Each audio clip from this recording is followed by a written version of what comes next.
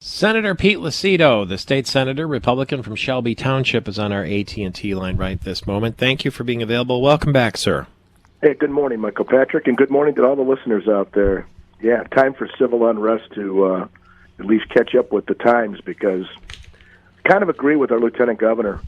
As a early practitioner, I was in the public defender's office at Recorder's Court. For those that aren't familiar, it's near where you talked about Gratiot and Outer Drive. You keep going and you're in the city.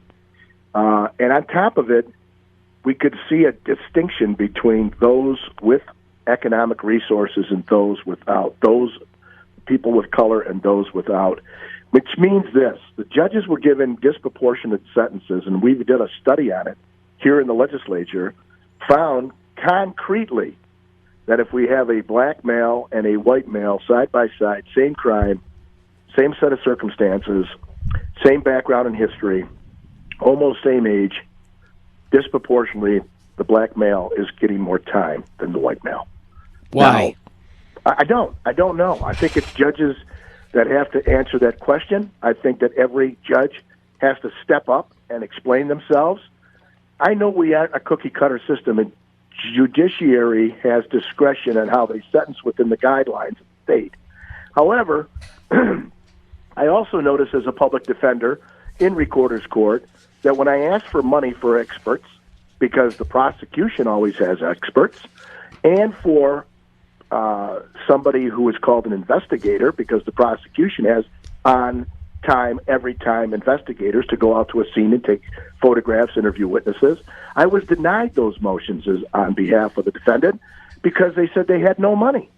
So what kind of justice is the poor man getting in our state? White or black, doesn't matter. Race didn't matter. If you're poor, you didn't get the justice, because justice is bought sometimes by the resources you can fund and afford. Former President George Bush said yesterday the rule of law depends on the fairness and legitimacy of the legal system, and that everyone is treated as equals. And you're saying that's not happening? Justice is not blind after all.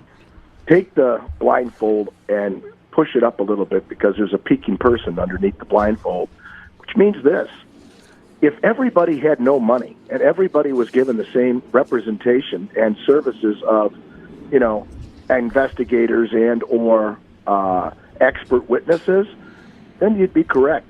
But if you don't have money and you can't afford them, you get the limited basis of your case to put in. And I noticed this day in and day out, there's nothing I could have done because the system didn't have money that was funding the defense bar, which meant, is justice equal or is it unequal based on economics? Right out of the gate. Senator Jeff Irwin, Democrat from Ann Arbor, has a bill that would require a training for the police. It would be training on implicit bias, de-escalation techniques, mental health screenings. That all happens already, doesn't it? It does to a certain degree. Let's talk reality. Mm-hmm. If I'm a youth officer, and what I mean by youth officer, so we're clear, if I'm put into the schools, the grade schools or the high schools, as a liaison officer from the community, and I was doing the beat for 20 years, I can't slam a student against a locker, throw them on the ground, put my knee in their back. The desensitization or the decompression of these officers is you have a different subject that you're dealing with. Now, granted, some of these students are somewhat violent, some more so than others, but there is a learning lesson, and it's this. No matter what we do with officers, no matter how we train them, no matter if we put extra efforts in and dollars in, it's the individual that doesn't follow the rules that make one bad apple or two the worst for the state, the worst for the whole profession. I've got a nephew who's a police officer. He's in Detroit. And he says, Uncle Peter, you know what? What happens when our department doesn't do what this officer did, which is break the law, commit murder? That's it. No sugarcoating it. This is a murderer. At the end of the day, why am I going to disgrace all of the individuals that protect and to serve? And you know what? After 30 years of being a criminal defense lawyer, the first thing I tell officers that are sworn in, like I told my nephew, is you have an obligation and a duty to help people. The badge and the gun it's a cloak of authority. That's correct.